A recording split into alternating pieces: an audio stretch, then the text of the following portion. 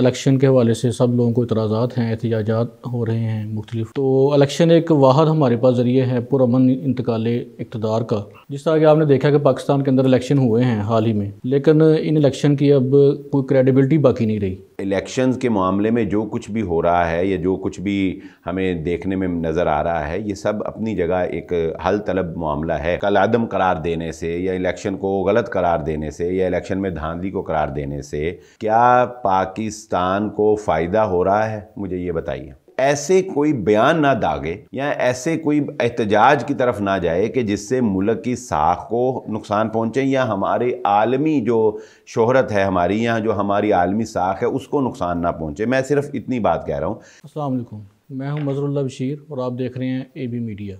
آج ہم آپ کے پاس حالات حاضرہ کے کچھ ایشوز لے کے حاضر ہوئے ہیں۔ جیسے کہ آپ سب کو پتہ ہے کہ حال ہی میں پاکستان کے اندر الیکشن ہوا ہے اور اس حوالے سے ہر طرف بہت سارا چرچا ہے اور بہت سارا شور مچا ہوا ہے، اور الیکشن کے حوالے سے سب لوگوں کو اعتراضات ہیں، احتجاجات ہو رہے ہیں مختلف۔ اور پچھلے دنوں کمشنر راولپنڈی کی جو انکشافات ہیں ان کی وجہ سے ایک پورے سیاسی ماحول کے اندر ایک ہلچل مچی ہوئی ہے۔ تو ان سارے ایشوز پہ تبصرہ کرنے کے لیے ہمارے ساتھ آج موجود ہیں جناب بلال احمد بٹ صاحب۔ السلام علیکم بلال صاحب۔ بلال صاحب، جس طرح کہ آپ نے دیکھا کہ پاکستان کے اندر الیکشن ہوئے ہیں حال ہی میں، لیکن ان الیکشن کی اب کوئی کریڈیبلٹی باقی نہیں رہی۔ تو الیکشن ایک واحد ہمارے پاس ذریعہ ہے پرامن انتقال اقتدار کا۔ تو اگر ان چیز کی اتنی اس کو بے قدر کیا جائے گا اس سارے پروسیس کو، اور جو کچھ اس پچھلے دنوں ہم نے دیکھا اپنی آنکھوں سے، میڈیا پر دیکھا، جو کچھ ہم نے ویڈیوز دیکھی سوشل میڈیا پہ، تو پھر ہمارے پاس انتقال اقتدار کا اس کے علاوہ تو کوئی اور راستہ نہیں ہے۔ ایک مسلح پھر ایک رہ جاتا ہے آپشن بغاوت کا ہی۔ تو آپ کے خیال میں آپ مستقبل میں کیا چیز دیکھ رہے ہیں کہ اس حوالے سے الیکشن کو کتنی کریڈیبلٹی اب اس ملک میں رہ گئی ہے؟ بسم اللہ الرحمن الرحیم۔ مظہر بھائی، سب سے پہلے تو یہ بات میں اپنے تمام پاکستانیوں کو یہ کہنا چاہوں گا کہ سب سے پہلی چیز جو ہمیں دیکھنی ہے وہ ہمیں پاکستان کی بقا، پاکستان کی سالمیت اور دنیا میں پاکستان کی عزت اور وقار کو ہمیں سب سے زیادہ ترجیح دینی چاہیے الیکشن کے معاملے میں۔ ادروائز تو اسلام سب سے آگے ہے۔ لیکن بدقسمتی سے افسوس یہ ہے کہ کوئی بھی شخص کوئی بھی بیان دینے سے پہلے یا کوئی بھی جملہ کہنے سے پہلے، کوئی بھی بات کرنے سے پہلے یہ نہیں سوچتا کہ اس کی اس بات کا پاکستان کی ساکھ کو کیا نقصان ہوگا۔ یعنی ہمیشہ آپ دیکھیں کہ بہت سے معاملات میں انسان اپنے گھر کی باتوں میں درگزر کرتا ہے، اس لیے کہ باہر والوں کو پتہ لگے گا تو گھر کی عزت میں فرق آئے گا۔ انسان بہت سے ایشوز کو اس وجہ سے کمپرومائز کر جاتا ہے، دبا جاتا ہے، اس پہ خاموشی اختیار کر لیتا ہے کہ اگر یہ ایشو بڑھے گا یا ایشو پھیلے گا تو جگ ہنسائی کا باعث بنے گا، لہذا بہتر ہے کہ ہم خاموشی اختیار کر لیں۔ تو میں ایک تو یہ کہنا چاہوں گا کہ ٹھیک ہے، الیکشنز کے معاملے میں جو کچھ بھی ہو رہا ہے یا جو کچھ بھی ہمیں دیکھنے میں نظر آ رہا ہے، یہ سب اپنی جگہ ایک حل طلب معاملہ ہے، لیکن ایسے بیانات کہ جن کی وجہ سے ہم اپنے ملک کی ساکھ کو نقصان پہنچائیں، ہمیں ان سے گریز کرنا چاہیے اور ہمیں کسی ایسے حل کی طرف جانا چاہیے جو قانونی حل ہو، جس سے جگ ہنسائی نہ ہو اور جس سے ملک جو ہے وہ سٹیبلٹی کی طرف جائے۔ ایک دفعہ اگر آپ کی قربانی دینے سے اور آپ کے سیکریفائز کرنے سے ملک میں کوئی اقتدار آ جاتا ہے اور ملک میں کوئی مثبت طریقے سے اقتدار آ جاتا ہے تو آپ اس کو قبول کرتے ہوئے اس کو چلنے دیں۔ ایک دفعہ دیکھیں تو صحیح کہ وہ کیا کرتا ہے۔ بلال صاحب، قبول کرنے کی بات تو یہ ہے کہ ایک بار تو آپ نے کہا کہ چلنے دیں اس کو، لیکن اب 1970 سے میرے خیال شاید ہی کوئی انتخابات ایسے ہوں جن پہ دھاندلی کا الزام نہ لگا ہو۔ بالکل۔ اور دوسری بات یہ ہے کہ پھر اس کے ساتھ ہمارے کچھ اسٹیبلشمنٹ کے جو انوالومنٹ ہے اداروں کی سیاست کے اندر، اس حوالے سے بھی جو اعتراضات سامنے آ رہے ہیں، تو قربانی یا کس طرح دے سکتا ہے کوئی انسان؟ ایک بار تو آپ کہہ رہے ہیں، ایک بار دو بار، کتنی بار قربانی دے سکتے ہیں؟ مطلب بات دیکھیں، وہی بات میں آپ کی والی بات پہ ہی میں آتا ہوں۔ آپ نے کہا کہ 1970 سے انتخابات جو ہیں وہ اسی طرح دھاندلی سے اور یہ سب کچھ ہی ہو رہا ہے، اسی طرح ہو رہے ہیں، لیکن اس بار تو جتنا کھل کے معاملہ سامنے آیا ہے۔ میں اس طرح دیکھیں، بات یہ ہے کہ اگر یہ سب کچھ کرنے سے، آپ مجھے ایک سوال کا جواب دیں کہ یہ سب کچھ کرنے سے الیکشن کو جو ہے وہ کالعدم قرار دینے سے یا الیکشن کو غلط قرار دینے سے یا الیکشن میں دھاندلی کو قرار دینے سے کیا پاکستان کو فائدہ ہو رہا ہے؟ مجھے یہ بتائیے۔ پاکستان کو تو اب ان الیکشن کے نتیجے میں بھی نقصان ہی ہو رہا ہے، پاکستان کو نقصان ہو رہا ہے نا۔ تو اگر دیکھیں یہ بھی ایک ہمارا دوہرا معیار ہے، ڈبل سٹینڈرڈ ہے کہ جن سیٹوں سے ہم لوگ جیت جاتے ہیں وہ ہمارے نزدیک بالکل ٹھیک الیکشن ہوا ہے، اور جن سے ہماری سیاسی پارٹی ہار گئی ہے ان کو ہم کہہ رہے ہیں کہ یہ الیکشن یہاں پہ ٹھیک نہیں ہوا ہے۔ الیکشن میں تو بلال صاحب جو جیتے ہوئے بھی کہہ رہے ہیں کہ ہم ہار گئے۔ وہ بات آپ کی درست ہے۔ میں یہی کہہ رہا ہوں کہ اس وقت میں اپنے ناقص جو تجربے کے مطابق میں یہ کہہ رہا ہوں کہ اس وقت حل میرے خیال میں یہ نہیں ہے کہ ہم الیکشن کو ہی غلط قرار دے کر اور اس طرح، اور دیکھیں ایٹ دی اینڈ ہوگا پتہ کیا، یہ سب پارٹیاں جو ہیں اس الیکشن کو مانیں گی، ہوگا۔ 1918 میں بھی آپ نے دیکھا ایسے ہی ہوا تھا کہ جی وہ یہ ہے الیکشن غلط ہے فلان، لیکن کیا 1918 میں کوئی اس کی بنیاد کے اوپر کوئی بھی اقدام آپ نے دیکھا؟ کام تو وہ جو ہونا تھا وہ ہو گیا۔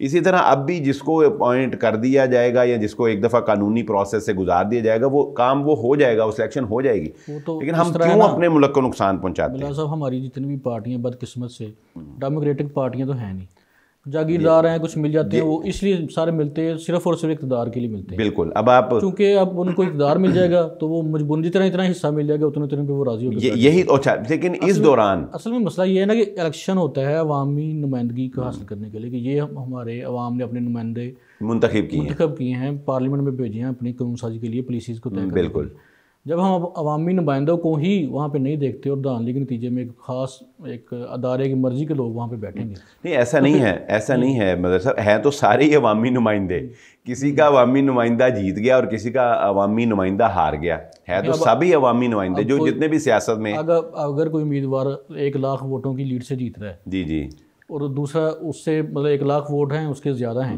تو اس کو عوامی نمائندہ تو اس حلقے کے لوگوں کے تو وہی لینا، اگر آپ اس کو ہرا دیتے ہیں وہ قانونی راستہ اختیار کرے، وہ قانونی راستہ، قانونی چارہ جوئی کرے، ایفرٹ کرے، لیکن میں یہ کہہ رہا ہوں کہ وہ ایسے کوئی بیان نہ داغے یا ایسے کوئی احتجاج کی طرف نہ جائے کہ جس سے ملک کی ساکھ کو نقصان پہنچے یا ہمارے عالمی جو شہرت ہے ہماری، یہاں جو ہماری عالمی ساکھ ہے اس کو نقصان نہ پہنچے۔ میں صرف اتنی بات کہہ رہا ہوں کہ کہیں ہم آپس کی لڑائی میں دوسروں کو یہ موقع نہ دے دیں کہ وہ ہمارے ملک کے بارے میں یا ہمارے ملک پہ وہ کوئی اور تیسرا راستہ جو ہے وہ اختیار کرنے پر مجبور ہو جائیں، جیسا کہ آپ نے بھی شروع میں ذکر کیا۔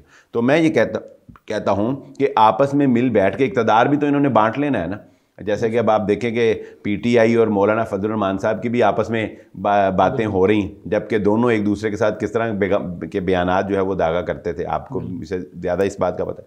تو کہنے کا صرف مقصد یہ ہے کہ میں ان بیانات سے، جس طرح کہ پچھلے دنوں ابھی کمشنر صاحب کا بھی ایک بیان آ گیا، اب ظاہر ہے اس کے اپوزٹ بھی کوئی ان کو پاگل کہہ رہا ہے، کوئی ان کو کہہ رہے ہیں کہ دماغی توازن ٹھیک نہیں تھا، کوئی کہہ رہا ہے کہ انہوں نے مارچ میں ریٹائر ہو جانا ہے لہذا اس وجہ سے، تو امریکہ کا ویزا بھی سامنے آ گیا، مطلب یعنی اس طرح کی چیزیں۔ لیکن ان کے اس بیان سے آپ دیکھیں کہ پاکستان کو کتنا نقصان پہنچتا ہے۔ تو ہمیں اس آپسی فساد سے، ان آپسی بیانات کے داغنے سے، جب اقتدار مل جائے گا تو وہی الیکشن ہمیں منظور ہو جائیں گے، جب ہمیں جو ہے وہ کوئی عہدے مل جائیں گے تو یہی الیکشن جو ہے وہ بالکل ٹھیک ہو جائیں گے۔ مولانا فضل الرحمان صاحب ہمارے ممدوح، انہوں نے 2018 کے الیکشن کا دھاندلی کا بہت شور مچایا، اور پی ٹی آئی کی حکومت کے جو اپوزیشن کر رہے تھے صحیح میں وہی کر رہے تھے، اور وہ کہہ رہے تھے کہ 2018 میں RTS بیٹھ گیا اور یہ چیز۔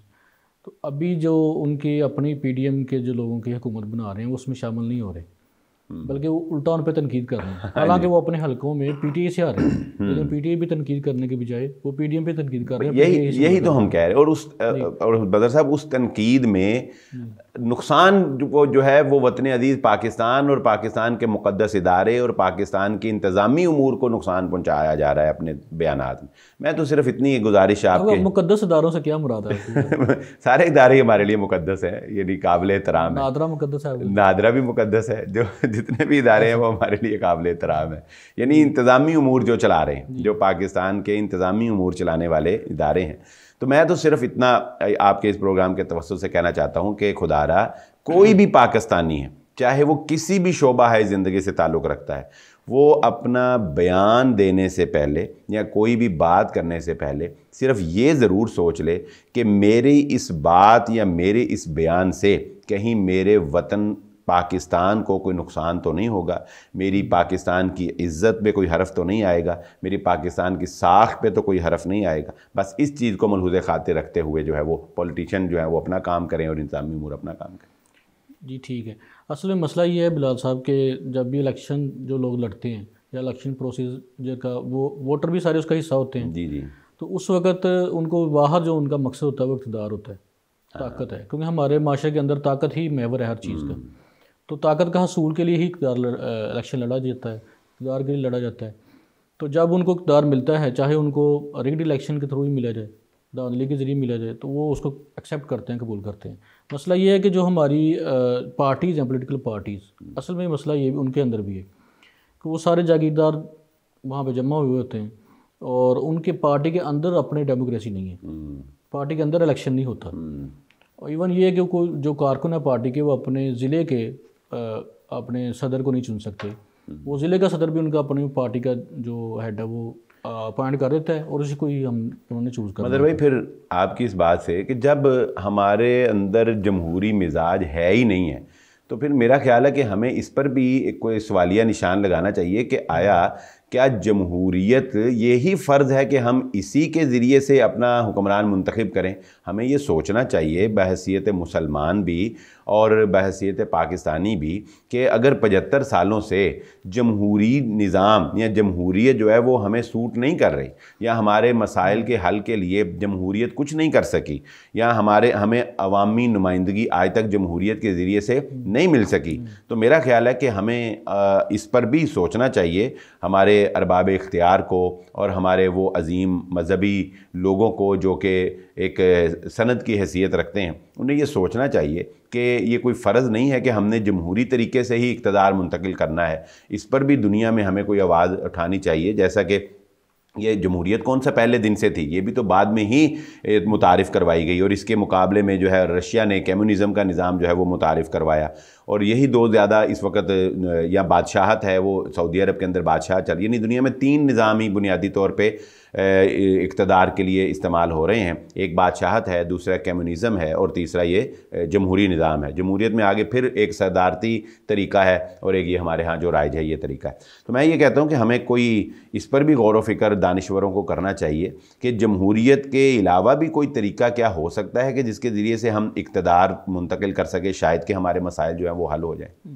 یہ بات تو بہت کی جاتی ہے صاحب، لیکن یہ ہے کہ اس کا متبادل پھر دینا چاہیے نا ساتھ۔ ہاں، متبادل دینا ہے کہ جمہوریت ایک نئی ایک ہمارے لیے نہیں بہتر یا اس سے بہتر نظام کوئی اور ہے، تو پھر اس کا متبادل دینا چاہیے، پیش کرنا چاہیے۔ یہ بھی ہو سکتا ہے مدر صاحب، میں اپنی ناقص رائے سے آپ کے سامنے یہ بات رکھتا ہوں، یہ بھی ہو سکتا ہے کہ ہم اس جمہوری پروسیس میں کچھ ایسی تبدیلیاں کر لیں کہ یہ طریقہ کار ہمارے لیے سوٹیبل بن جائے۔ جیسا کہ مثال کے طور پہ جمہوریت کی ایک خرابی یہ ہے کہ ایک شخص جس کی بالکل زیرو تعلیم ہے، اس کے اندر یہ صلاحیت آ ہی نہیں سکتی مدر صاحب کہ وہ یہ جج کر سکے کہ میرا حکمران کیسا ہونا چاہیے۔ اس کو کیا پتہ حکمران کی کوالٹیز کیا ہونی چاہیے، وہ تو اپنے مفادات کو عزیز رکھے گا، اپنی برادری کو عزیز رکھے گا۔ اسی طرح ایک 18 سال کا بچہ اور اس کی تعلیم بھی کوئی نہیں ہے، آپ مجھے بتائیے ایمانداری سے، کوئی بھی پاکستانی بتائے کیا اس کے اندر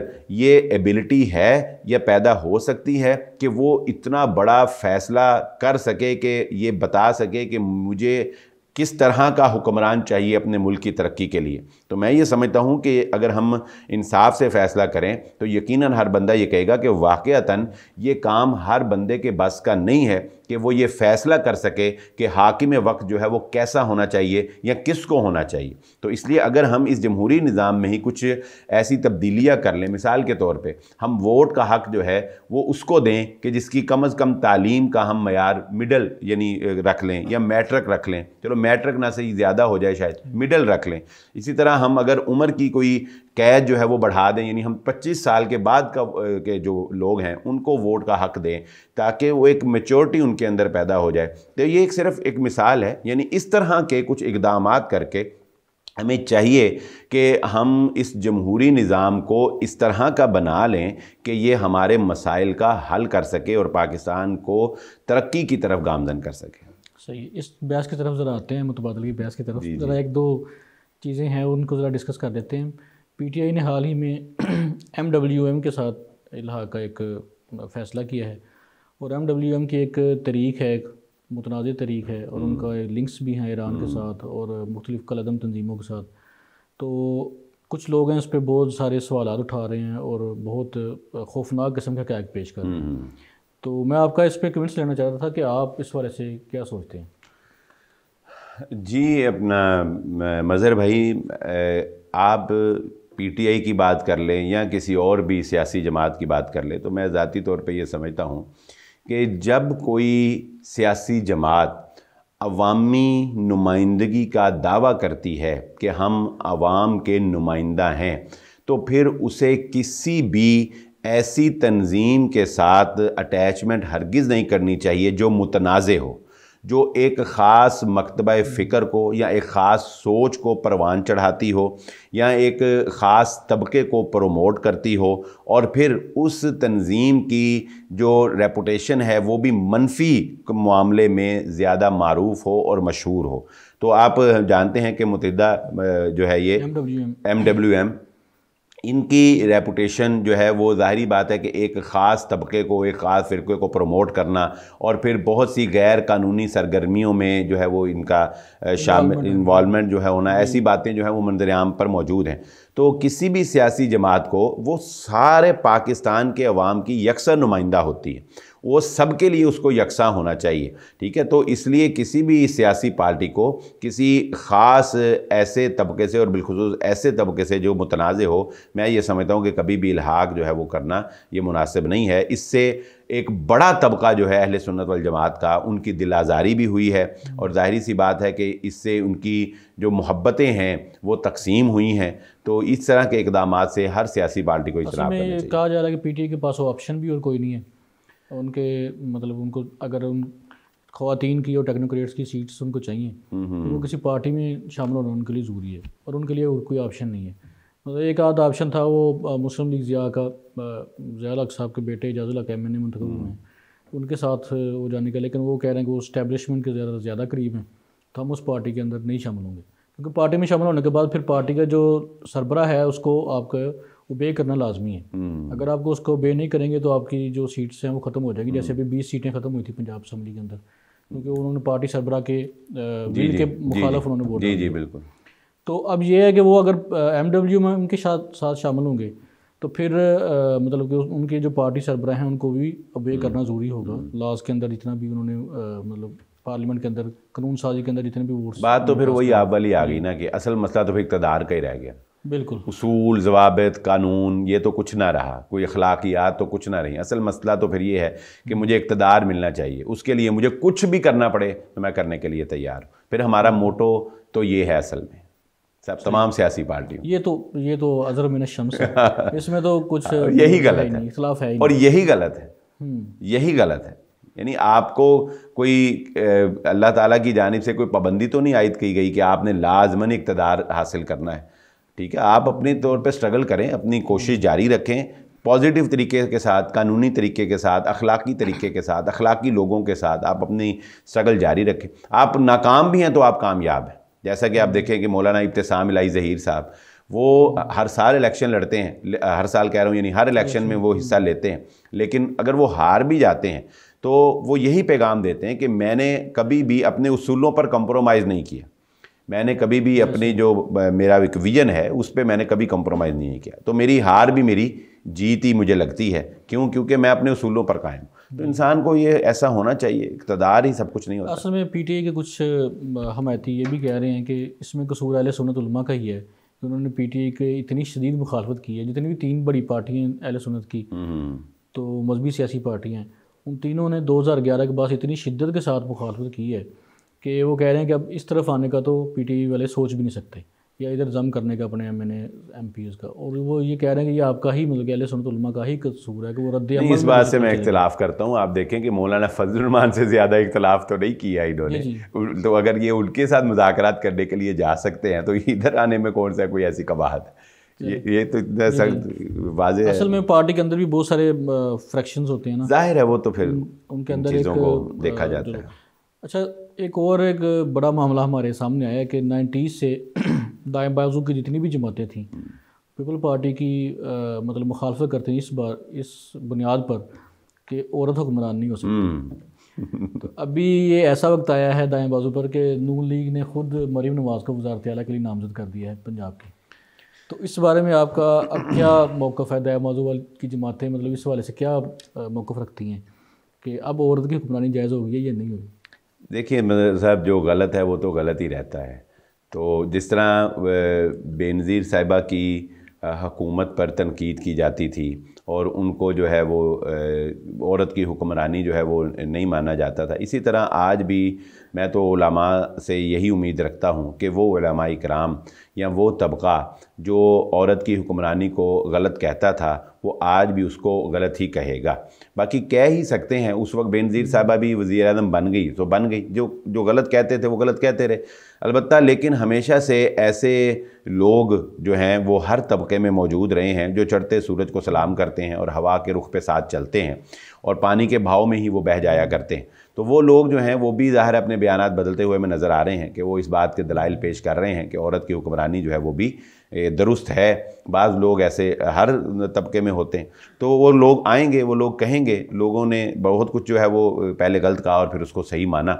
لیکن بہرحال میں تو یہی سمجھتا ہوں کہ عورت کی حکمرانی جو ہے رسول اللہ صلی اللہ علیہ وآلہ وسلم کی حدیث کی روح سے وہ ہلاکت کا باعث ہے. وہ کوئی بھی عورت ہو، وہ کسی بھی سیاسی پارٹی کی عورت ہو، ہمیں اس کی حاکمیت جو ہے اس سے جو ہے وہ کبھی بھی درست نہیں ماننا چاہیے.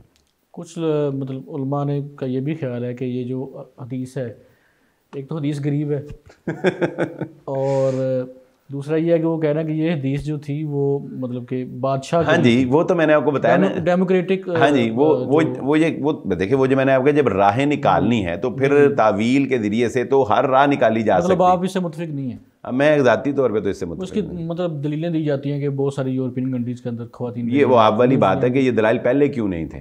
جی یہ دلائل پہلے کیوں یاد نہیں تھے؟ پہلے تو بڑی شد و مت کے ساتھ مخالفت ہی تھی اس بات کی آج تک، لیکن یہ ہمارا وتیرہ بن گیا ہے مدر صاحب کہ ہم نے وہ ساری چیزوں پہ کمپرومائز کر لیا ہے جن کو پہلے ہم غلط کہتے تھے. جب وہ چیزیں ہمارے ساتھ جڑتی گئیں یا ہمارے مفادات کا حصہ بنتی گئیں تو اب ہم نے ان کے حق میں دلائل جو ہے وہ دینا شروع کر دیے. یہ اچھی روش نہیں ہے. بہرحال چلیں ٹھیک ہے، اب آتے ہیں متبادل کی بحث کی طرف. جو پہلے گفتگو ہو رہی تھی تو میں یہی آپ سے پوچھنا چاہ رہا تھا کہ اگر ہم اس الیکشن سے یا اس الیکشن کے اس سسٹمز کے ساتھ ہم مطمئن نہیں ہیں تو متبادل اس حوالے سے ہمارے لیے پھر کیا ہو سکتا ہے؟ دیکھیے متبادل آج کل اس حوالے سے بڑی گفتگو ہو رہی ہے، نوجوان بھی. جی متبادل کے طور پر تو مدر صاحب دین اسلام میں جو ہمیں راہ ملتی ہے وہ میں آپ کو ایک بات بتاؤں، اصل چیز جو ہے وہ یہ نہیں ہے کہ آپ جمہوریت کو اپنا رہے ہیں یا آپ بادشاہی نظام کو اپنا رہے ہیں یا آپ خلافت کو اپنا رہے ہیں. اصل چیز یہ نہیں ہے. اصل جو کام ہے جس کا اسلام نے ہمیں سمجھایا ہے، تلقین کی ہے، وہ کیا ہے کہ پروسیس کوئی بھی ہو. کیونکہ دیکھیں رسول اللہ صلی اللہ علیہ وآلہ وسلم کے دور سے ہم اگر دیکھتے ہیں تو آپ صلی اللہ علیہ وسلم نے حضرت ابوبکر صدیق رضی اللہ تعالیٰ کو نامزد نہیں کیا تھا. آپ نے اشارے دیے، اپنے جائے نماز پہ کھڑا کر دیا، لوگوں کو کہا میرے بعد ابوبکر سے ملنا. یعنی اشاروں میں یہ بات واضح کر دی کہ میرے بعد ابوبکر رضی اللہ تعالیٰ کو خلیفہ ہونا چاہیے. لیکن حضرت ابوبکر رضی اللہ تعالیٰ کی خلافت جو ہے وہ ثقیفہ بنی سعدہ میں وہاں کے سرداران قریش اور انصار نے منتخب کر کے یہ فیصلہ کر لیا کہ یہ بندہ ہم سب میں حق رکھتا ہے اپنے ہر قابلیت کے اعتبار سے کسی ہمارا خلیفہ ہونا چاہیے. یہ ایک طریقہ ہوا. دوسرا طریقہ ہمیں نظر آتا ہے کہ حضرت ابوبکر صدیق رضی اللہ تعالیٰ نے حضرت عمر کو نامزد کر دیا. یہ نامزد کرنے کا ہمیں دوسرا طریقہ مل گیا. پھر تیسرا طریقہ ہمیں نظر آتا ہے کہ حضرت عمر رضی اللہ تعالیٰ نے مجلس شورا قائم کر دی. اس شورا نے حضرت عثمان غنی رضی اللہ تعالیٰ کو منتخب کر لیا اور اسی نے پھر حضرت علی رضی اللہ تعالیٰ کو منتخب کر لیا. یہ تیسرا طریقہ ہمیں نظر آتا ہے. اور چوتھا طریقہ ہمیں حضرت امیر معاویہ رضی اللہ تعالیٰ عنہ کا نظر آتا ہے کہ انہوں نے بادشاہت کو جو ہے وہ ایک آغاز کیا، یعنی انہوں نے اپنے بیٹے کو نامزد کر دیا. یعنی یہ چار طریقے جو ہیں یہ ہمیں ابتدائی اسلامی دور میں نظر آتے ہیں انتقال اقتدار کے کہہ لیں، یا اپنا حاکم یا اپنا امیر منتخب کرنے کے۔ تو شریعت نے ان چاروں طریقوں میں سے کسی طریقے پر بھی ہمیں پابند نہیں کیا کہ تم نے لازماً یہ طریقہ اختیار کرنا ہے۔ اسی طرح شریعت نے ان چار کو بھی فکس نہیں کیا، یعنی کوئی نیا طریقہ بھی ہو سکتا ہے۔ اصل چیز کیا ہے جسے ہم نے سمجھنا ہے؟ اصل چیز یہ ہے مظہر صاحب کہ طریقہ کار کوئی بھی ہو، بندہ اگر ٹھیک منتخب ہو جائے تو سارا نظام ٹھیک ہو جاتا ہے۔ بندے ٹھیک ہونے چاہیے، یعنی آپ کا حاکم، اس کی ٹیم، اس کے نیچے عملہ، اوپر والا بندہ، اس کے پاس اقتدار، اس کے پاس جو اتھارٹی ہے وہ بندہ اگر ٹھیک ہو تو آپ دیکھیں کہ اب بادشاہت کے نظام سے حضرت عمر بن عبدالعزیز ہی بنے تھے نا، وہ بھی تو اسی بادشاہت کے نظام سے ہی حاکم بنے تھے، لیکن ان کا دور جو ہے وہ خلفائے راشدین کے دور میں شمار کیا جاتا ہے۔ ایک بہترین دور حضرت عمر بن عبدالعزیز نے جو ہے وہ قائم کیا۔ بیت المقدس کے فاتح سلطان صلاح الدین ایوبی اور نور الدین زنگی، یہ بہترین دور ہے۔ یہ دور بھی تو ملوکیت کے تحت ہی ہمارے پاس آیا ہے، لیکن یہ ایک بہترین دور ہے۔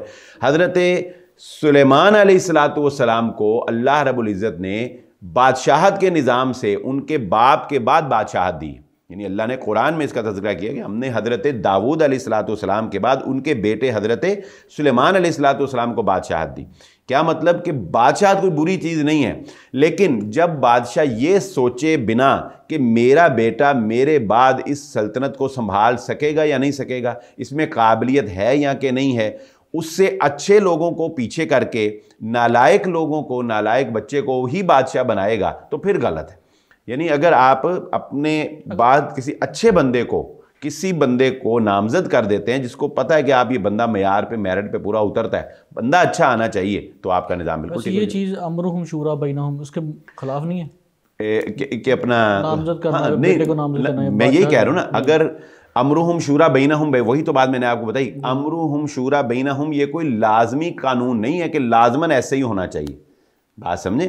اگر آپ کو یہ پتہ ہے کہ دیکھیں حضرت یوسف علیہ السلام کی مثال ہمارے سامنے، اب حضرت یوسف علیہ السلام کو پتہ تھا کہ اس پوری قوم میں، فرعون میں، ایک بندہ بھی ایسا نہیں ہے کہ جو ان کو قحط سالی سے بچائے، کیونکہ کسی کے پاس یہ نالج ہی نہیں ہے کہ گندم کو 7 سال تک کیسے محفوظ رکھنا ہے، یہ نالج صرف میرے پاس ہے۔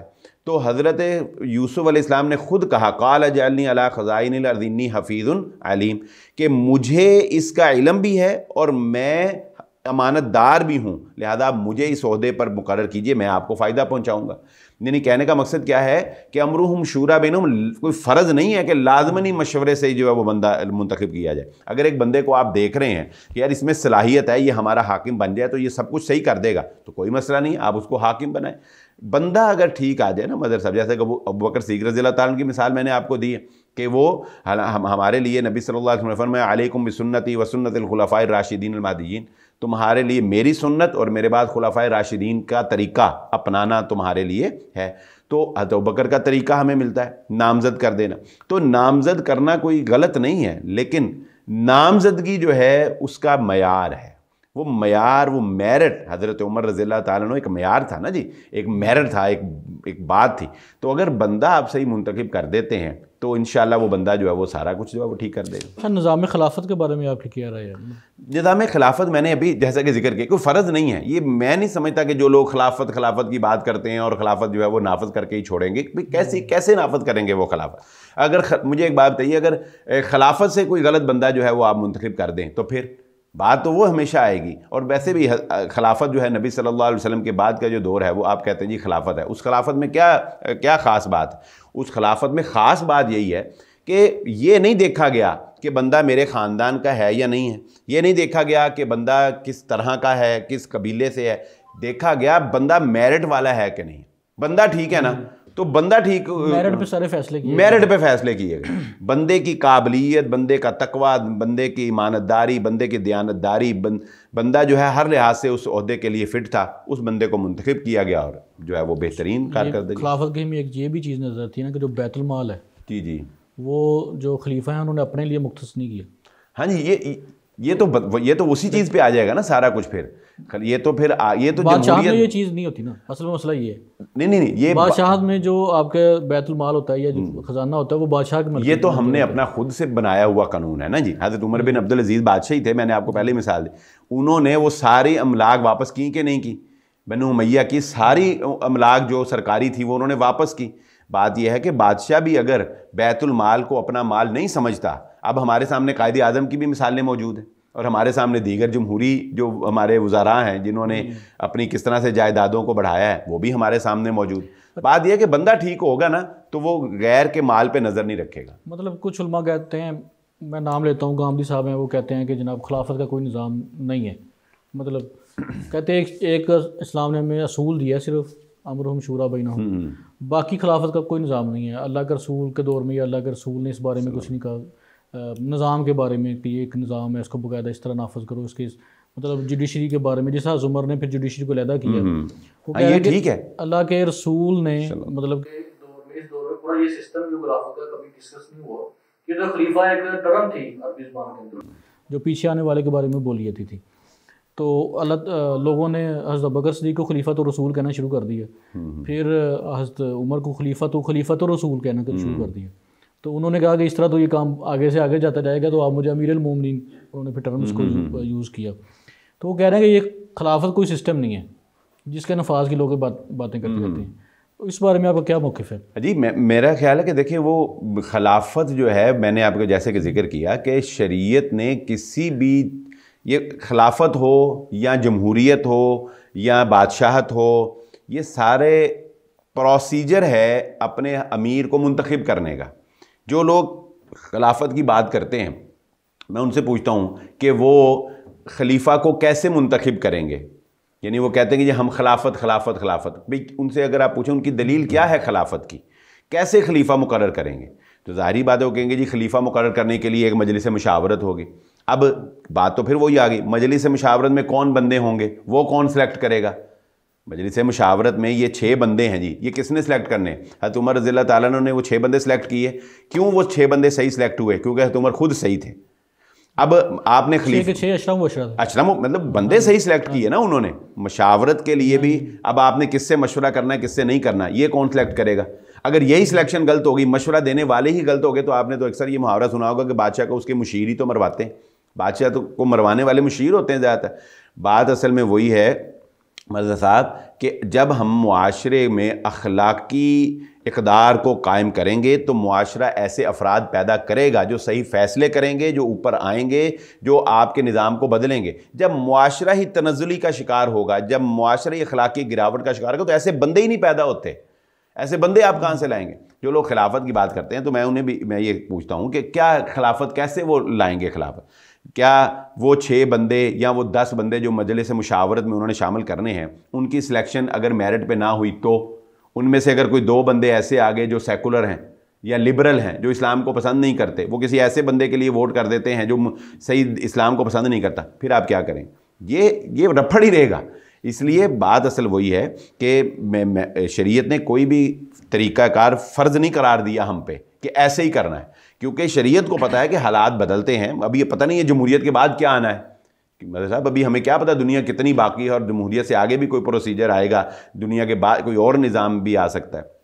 اس لیے یہ کوئی اتنا مسئلہ نہیں ہے کہ آپ نظام کوئی بھی ہو, لیکن وہ نظام ایک تو اسلامی اصولوں کے مطابق ہونا چاہیے, اس کے اندر اسلامی جو قواعد و ضوابط ہیں ان کا خیال رکھا جانا چاہیے, اور طریقہ ایسا ہو کہ بندہ ٹھیک آ جائے بس. اصل میں جمہوریت کے اندر مسئلہ یہ ہے نا, مطلب جو ہم اپنے پاکستان کے حوالے سے بات کرتے ہیں, ہم نے اسلام کے نام پہ پاکستان بنایا, اور پھر یہاں پہ جمہوریت کے ذریعے سے ہم نے سارا, لوگ تو یہ بھی کہتے ہیں کہ جمہوریت کے ذریعے ملک کو لیا گیا, کیونکہ الیکشن ہوئے تھے. ہاں جی ظاہر ہے, جی قانونی طریقہ ہی تھا. اور اب یہی سسٹم ہمارے ملک کے اندر بھی سارا چل رہا ہے اس وقت سے انتقال اقتدار کے لیے. اس میں یہ ہے کہ ہمیں اقتدار تو ٹھیک ہے, اس کے انتقال تو ہو جاتا ہے, لیکن جمہوریت کا ایک خاص پس منظر ہے. مطلب جمہوریت جس ماحول میں پروان چڑھی ہے, پیدا ہوئی ہے, پھر پروان چڑھی ہے, تو وہ ایک پولیٹیکل سائنس میں وہ سارا پڑھایا جاتا ہے, اس کا سارا پس منظر. اس میں یہ ہے کہ کوئی بھی آپ قانون سازی یا کوئی بھی قانون آپ عقائد کی بنیاد پہ نہیں بنا سکتے.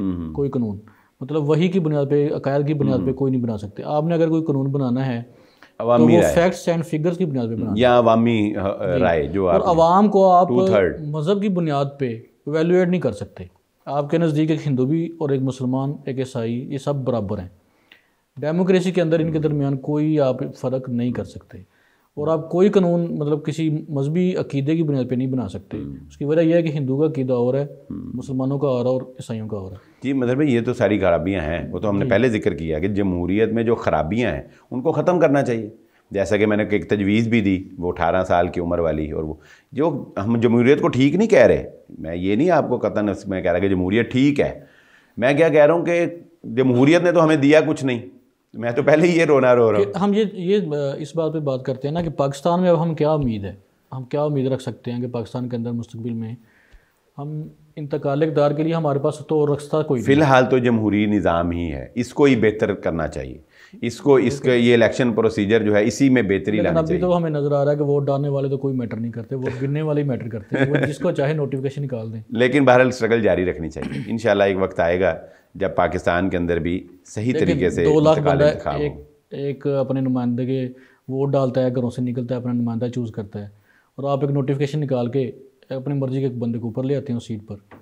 تو پھر اس کا تو مطلب کہ کوئی فائدہ نہیں. اگر آپ نے اس طرح کرنا ہے تو 272 سیٹوں پہ اپنے میں نوٹیفیکیشن. یہ کہہ رہا ہوں مطلب صاحب آپ اس وہ جو 200 بندہ جو بھی بندہ آ گیا سمجھ لیں کہ مجھے ووٹ زیادہ ڈلے تھے اور آپ آ گئے، ٹھیک ہے، میں صبر کر جاتا ہوں.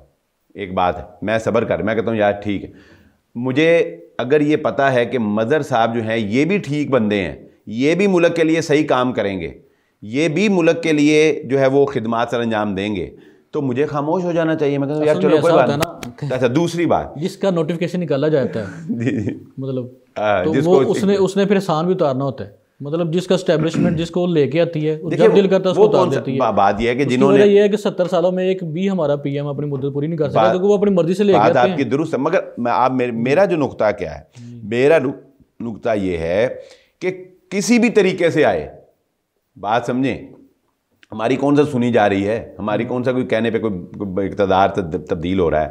میں کہتا ہوں جس طریقے سے بھی کوئی آئے، اگر آنے والا ملک کا خیر خواہ ہے، لانے والے ملک کے خیر خواہ ہیں، تو بھائی صبر کر جاؤ. ملک کی بہتری کے لیے، ملک جو ہے وہ اگر ترقی کر جائے کچھ دیر کے لیے، آپ والی بات کہ چلو 5 سال گزار جائے اگر کوئی، اور ملک ہمارا ترقی کر جائے، ہمارا کیا جاتا ہے، ہم نے کسی پارٹی سے جو ہے وہ کوئی تمغہ لینا ہے. لیکن میں آپ کے ساتھ اس بات میں متفق نہیں ہوں صبر والی بات. اس کی وجہ یہ ہے کہ یہی چیز ہے جو ہمارے اداروں نہیں میں یہ نہیں کہتا صبر کر استحصال کر رہے ہیں ان کو مزید مضبوط کر. میں یہ نہیں کہتا کہ خاموش ہو جائیں، میں یہ نہیں کہتا خاموش ہو جائیں یا صبر کر جائیں. میری وہ پہلے والی بات آپ یاد رکھیں. میں کہتا ہوں ایک قانونی راستہ چارہ جوئی، قانونی جو چارہ جوئی ہے، جو قانونی راستہ ہے وہ جاری رکھیں.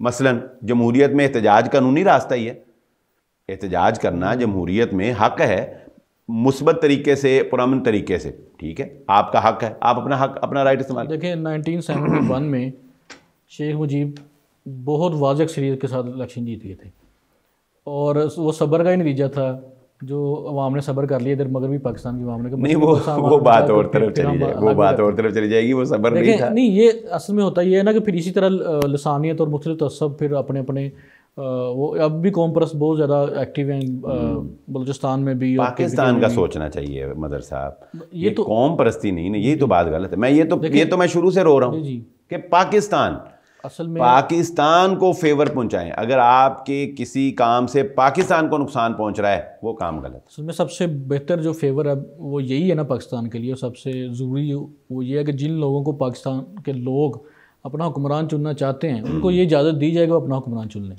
ہاں اگر آپ لوگ دیکھنا چاہتے ہیں شیخ مجیب کو اپنا حکمران، آپ کہیں گے جناب اس کو تو بنگالی ہے، اس کو ہم نے وزیر اعظم بننے ہی نہیں دینا، حالانکہ اس کی مطلب کہ 2/3 میجورٹی ہے اس کے پاس. اور آپ 61 سیٹوں والے جناب بھٹو کو کہیں گے جناب کہ اسی کو ہی ہم نے بننے دینا ہے، تو بنگالی تو کہیں گے پھر ہم علیحدہ ہو جاتے ہیں، اگر آپ نے ہمیں بننے نہیں دینا اتنا. ہاں نہیں یہ پھر تو قوم پرستی ہوگی. ہاں یہ بات اگر کوئی لوگ منتخب ہوتے ہیں اور آپ ان کو اوپر آنے دیں، ان کو قانون سازی کرنے دیں، تو وہ یہ ساری چیزیں ختم ہو جائیں. یہ ٹھیک ہے، لیکن یہی تو المیہ ہے.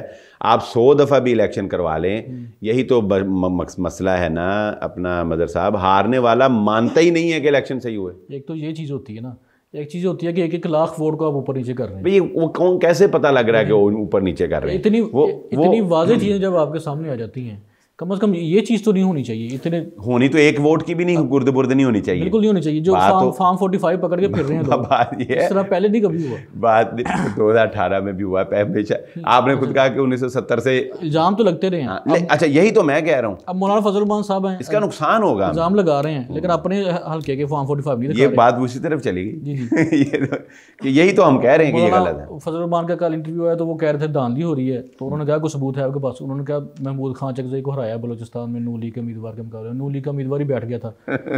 तो उन्होंने अपने हल्के को पेश नहीं किया, मतलब वो बलूचिस्तान की एक मिसाल दे रहे हैं। यही गलतियां हैं, यही गलतियां। खुद वो तीनों हल्कों से अपना खुद भी हारे हैं, उनके दोनों बेटे, दोनों तीनों जो हैं वो पीटीआई के उम्मीदवार से आ रहे हैं, लेकिन तनकीद वो सारी पीटीएम पे कर रहे हैं। बात वो इक़्तिदार है ना, इक़्तिदार लेना। चलें जी, बहुत शुक्रिया फराज साहब आपका। नाज़रीन आपको बहुत ज़्यादा फ़ायदा हुआ होगा उम्मीद है। अपने तासार के बारे में कमेंट्स में लाजमी आगाह करिए। बहुत शुक्रिया।